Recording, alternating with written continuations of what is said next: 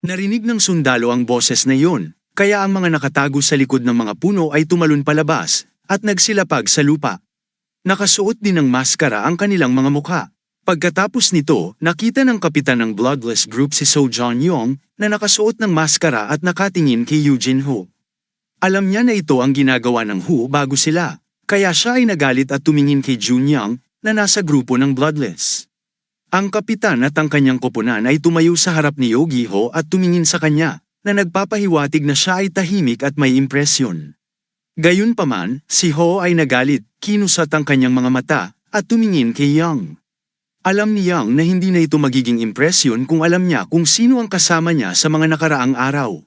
Tumitingin si Junyoung kay Eugene Ho.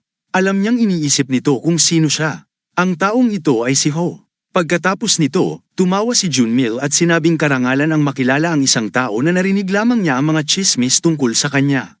Samantalang si Ho ay nagpasya na tumugon sa kanya sa harap ng mga bangkay.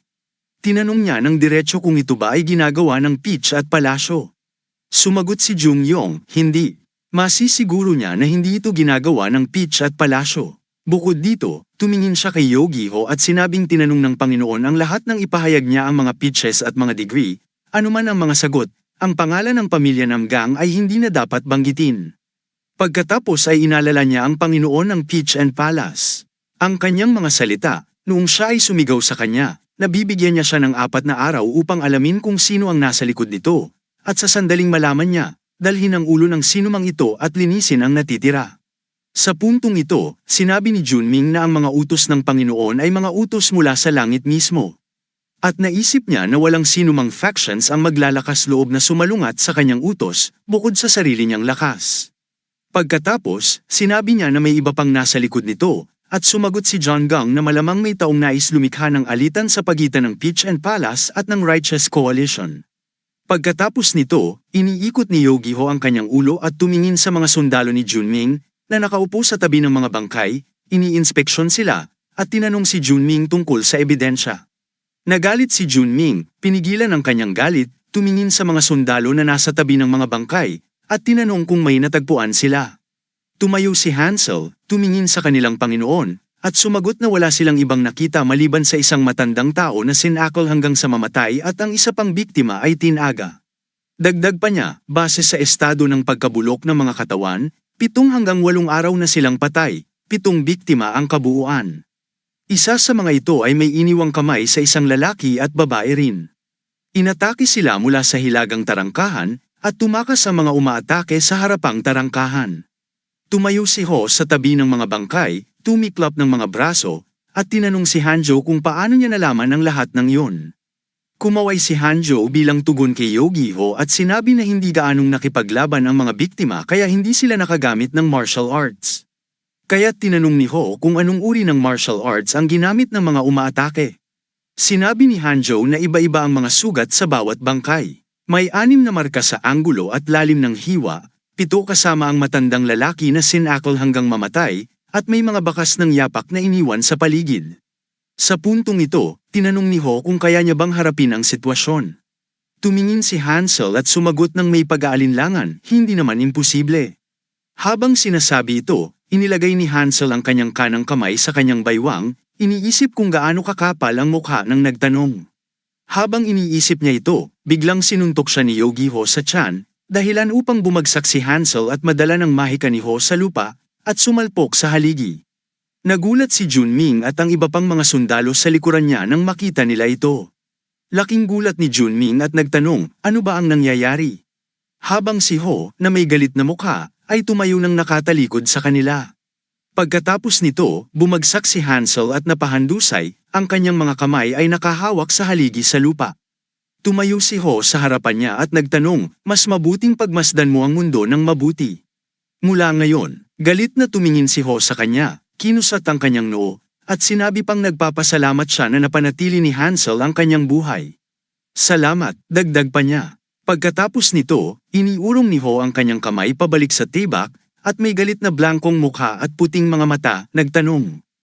Paano siya nagkaroon ng lakas ng loob na tawagin akong matanda? Pagkatapos nito, hinukay ni Yogi Ho ang mga libingan ng lahat ng namatay na tao doon at inilibing sila. Matapos silang ilibing, umupo siya sa tabi ng mga libingan sa lupa. Tumayo si Junming sa tabi niya kasama ang kanyang mga sundalo na nakapwesto sa likuran nila sa linya. Si Jung Yong-jo naman ay nasa likuran nila, at tinawag ang pangalan ni Eugene Ho. Pagkatapos, ipinatong niya ang kanyang kamay sa balikat ni Ho at tinanong kung mas mabuting umalis na sila. Habang tumatagal tayo, mas mahihirapan tayong habulin sila, dagdag pa niya. Sa sagot, si Ho, na may galit na mukha, ay umupo ng nakatalikod kay Junming at nanatiling tahimik. Pagkatapos ng ilang sandali, napakagatlabi at kunot-noo sa galit at iniisip kung mabaygo sila na mapabagsak ang salarin, ang Peach and Palace ang mananagot sa pangyayaring ito.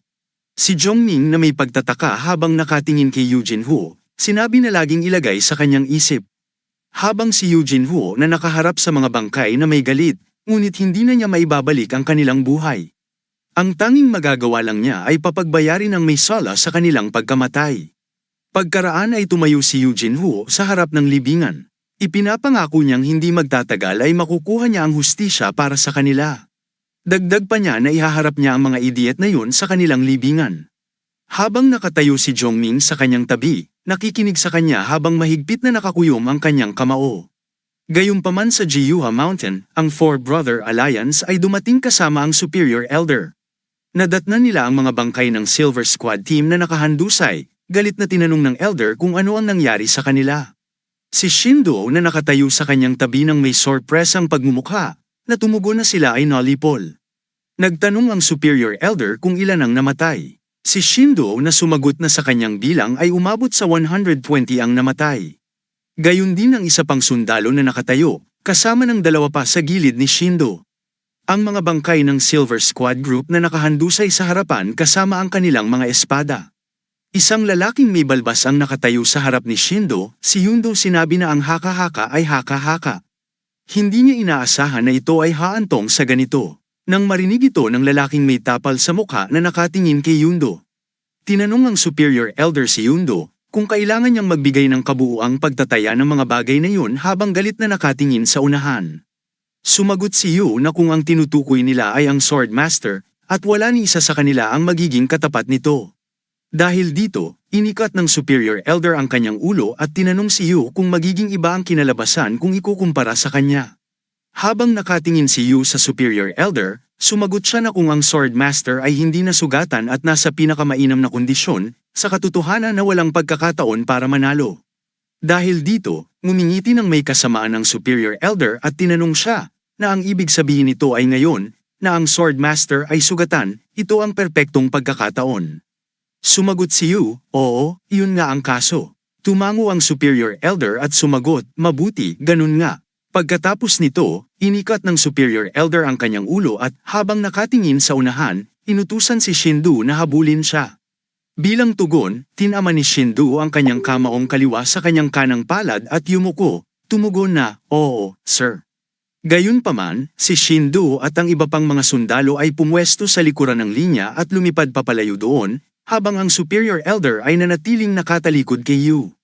Sinabi ng isa pang lalaki na malalaman nila ito kapag nakaharap na nila sila.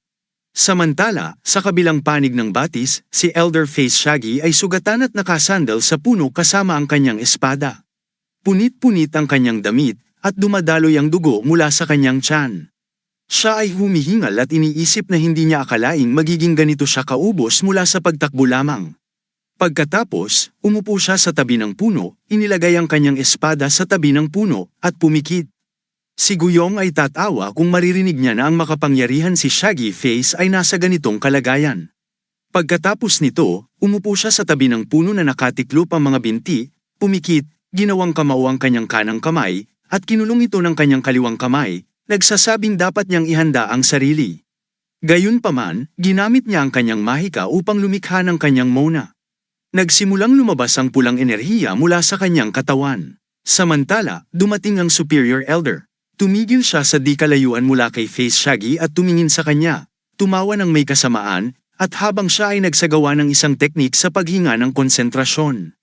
Nakapwesto rin sa likod niya si Shindu, at may masamang ngiti, idinagdag ng Superior Elder ay may mabigat na sakit sa kanyang katawan, mabuti na lamang at maalis nila siya ng mabilis. Ang mga sundalong nakatayo sa likuran niya ay naghanda para sa labanan. Sinabi ni Shindu sa mga sundalo na maghanda para sa labanan, at kinuha ng mga sundalo ang kanilang mga espada para sa labanan. Habang naghahanda ang mga sundalo na umatake, tumayo ang superior elder sa harapan, iniunat ang kanyang kaliwang kamay, at tinanong sila bago lumapit. Pagkatapos ay ngumiti siya at nagsabing walang makakaligtas sa likod nila, at tinanong si Sergio kung ano ang ibig niyang sabihin. Ngumiti ang superior elder, nagsasabing siya mismo ang mag-aayos nito. Habang abala si Face Shaggy sa kanyang kaya teknik sa paghinga ng konsentrasyon, ngunit habang papalapit ang superior elder, napagtanto niyang may papalapit sa kanya. Habang ginagawa ang kanyang teknik sa kaya at concentration, binuksan ni Face Shaggy ang kanyang mga mata upang tumingin. Pagkatapos, habang nakatingin siya sa superior elder, iniikot niya ang kanyang ulo at tumingin sa unahan, sinasabing mukhang pinaghintay siya ng matagal. Ngunit ang superior elder ay tumingin kay Face Shaggy na may kasamaan at nagsabi na dapat niyang hinintay pa siya ng mas matagal. Pagkatapos, tinanong niya si Face Shaggy kung nagdesisyon ba siyang lapitan siya at kung kaya niyang muling buksan ang kanyang mga mata. Tumayo si Face Shaggy, hinawakan ang kanyang espada, at sumagot na ang buhay ng martial artist ng ay isang adventurer. Kung ang isang martial artist ay makaka-corner sa kanya ng ganito, makakaasa siyang hindi niya aalisin ang kanyang atensyon sa kanya. Pagkatapos nito, isinuksok ni Face Shaggy ang kanyang espada sa kanyang sinturon sa harap ng superior elder at tumingin sa kanya. Tinanong kung sino siya, na may ngiti sa kanyang mukha. Tinanong ng superior elder kung ano ang ibig niyang sabihin at sumagot si Face Shaggy, huwag kang magpanggap na hindi mo alam. Pagkatapos nito, ang mga sundalo ng superior elder na may iba't ibang armas ay tumalon sa ere at lumapit kay Face Shaggy upang atakihin siya. Gumanti si Face Shaggy sa pamamagitan ng paghila ng kanyang espada mula sa balikat upang kontrahin ang mga armas ng sundalo. Pagkatapos mapatamba ang mga sundalo, tumayo si Face Shaggy sa harap ng superior elder at sinabi na akala niya ito ay mga luma ng foxes ng Righteous Coalition na naglalaro ng mga tricks, ngunit may naramdaman siyang kakaiba.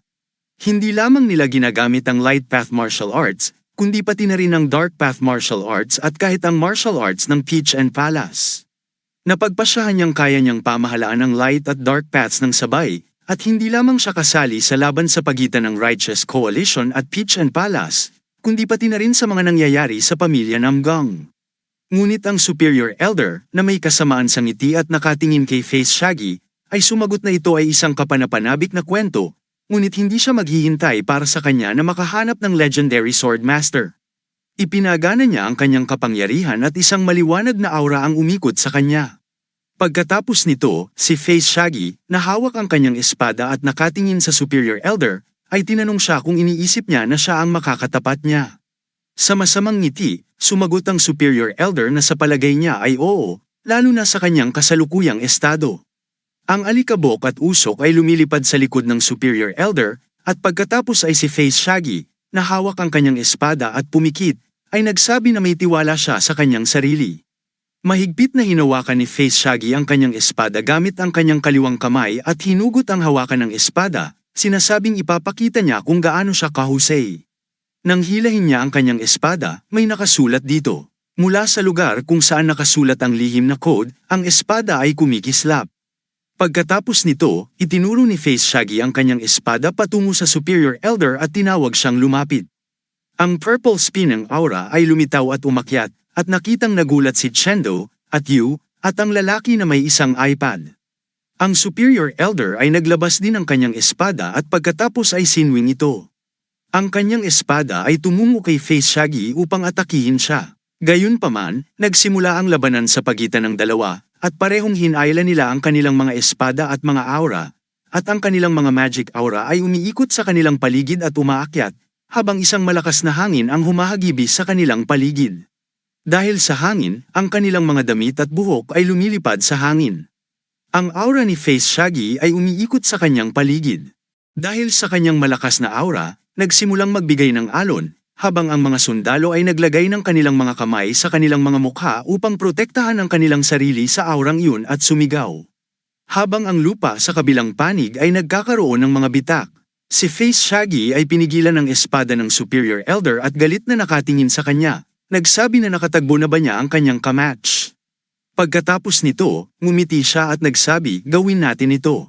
Bilang tugon, itinulak ng superior elder ang espada ni Face Shaggy, nanatiling tahimik, habang pumapalibot ang aura ni Shaggy. At tinanong si Face Shaggy kung paano niya aayusin ang buong lugar. Gayunpaman, ginamit ni Face Shaggy ang kanyang kapangyarihan at sinwing ang kanyang espada, sumigaw, at isang pagsabog ng apoy ang nangyari sa lugar kung saan sila naglalaban. Gayunpaman, ang apoy at usok ay umakyat dahil sa pagsabog, at ang kanilang aura sa umiikot na anyo ay umikot sa pagsabog. Sa bitak ng lupa, patuloy ang kanilang laban. Ang Superior Elder ay tumalon pataas at nakatayo sa hangin, gamit ang kanyang magic powers upang i-envelope ang kanyang sarili sa umiikot na magic.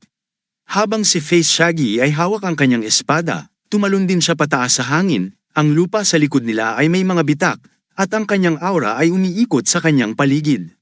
Pagkatapos nito, ang Superior Elder, na may galit na pulang mata, ay lumipad sa hangin papunta kay Face Shaggy upang atakihin siya.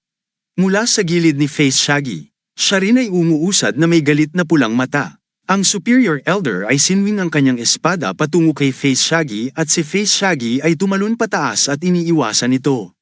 Pareho nilang umiikot na magic aura ang nasa paligid nila. Pagkatapos nito, ang Superior Elder ay patuloy na sinwing ang kanyang espada patungo kay Face Shaggy, at si Face Shaggy na may galit na pulang mata ay nanatiling nasa distansya at bumaba, at ang kamay na humawak sa kanyang espada ay nagsimulang dumapo sa lupa. Si Face Shaggy ay nanatiling nakalayo at galit na umiikot ang kanyang ulo, habang ang Superior Elder ay tumingin sa kanya, na nagsabi na siya ay kamangha-mangha. Ang alikabok at usok ay nakapalibot sa kanila, at sa alikabok na iyon, may maliliit na bato na lumilipad. Si Face Shaggy ay tumayo sa harap niya at tumingin sa kanya, sinagot na niya ang pagkakakilala sa kanya. Ngayon ay alam na niya kung sino siya. Ang Superior Elder, na galit, ay tumingin sa kanya at pinigilan ang kanyang mga labi. Tinanong siya kung ano ang ibig niyang sabihin. Ipinwesto ni Face Shaggy ang kanyang magic sword sa harap niya at itinuro ito patungo sa Superior Elder, sinabing inilaan niya ang buong buhay niya sa talam ng kanyang espada. Nakita na niya ang lahat ng uri ng espada na umiiral sa mundong ito. Ang mga teknik na ginagamit niya ngayon ay kabilang sa mga nakita niya. Pagkatapos, tinitingnan ng Superior Elder, sinasabi niyang isa ito sa 1,000,000. Gayunpaman, kailangan pa ring matalo siya. Ang Superior Elder, na tinitingnan siya, ay nagdaragdag na hindi niya inaasahan ang ganitong bagay dito sa paraang ito. Si Face Shaggy ay tinitingnan siya at tinanong kung siya ay sumusuko na may masamang ngiti. Sinabi ng Superior Elder na walang pagkakataon. Ngunit, ang kulay ng mukha ng Superior Elder ay nagsimulang maging itim. Ang mga bitak ay nagsimulang lumitaw sa itim na kulay ng mukha, at sa kanyang galit na puting mga mata, nagngingit-ngit ang kanyang mga ngipin at tinitingnan si Face Shaggy, sinabing hindi niya inaasahan na gagamitin niya ito, ngunit ito ay simula pa lamang. Si Face Shaggy ay itinuturo ang kanyang espada patungo sa kanya at nagulat siya sa pagbabago ng kanyang kai. Ang kulay ng katawan ng Superior Elder ay naging itim din, at itinuturo niya ang kanyang espada patungo kay Face Shaggy, na may ngiti, sinasabing kapag sinimulan niya ang paggamit ng martial art na ito, hindi na ito matitigil hanggang sa magpahinga ang kalaban. Gayunpaman, ang mga mata ng Superior Elder ay naging pilak, at ang pilak na aura ay lumabas mula sa kanyang mga mata at kumalat sa kanyang mukha. Siya ay galit na nakatingin kay Face Shaggy, at sinabihan siya na maging maingat.